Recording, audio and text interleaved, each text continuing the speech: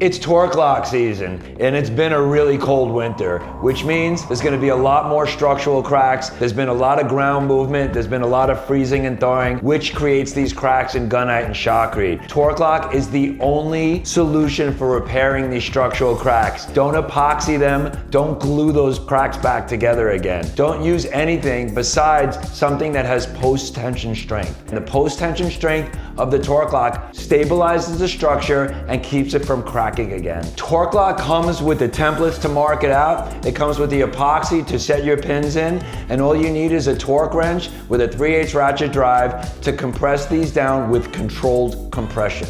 After we torque our staple down, we bury it with hydraulic cement. We could waterproof the whole entire coating after, and we could put that pool back to the way it originally was. It's the industry standard, so go with it. Check out these two videos in these links to see how we install them and how we get it done.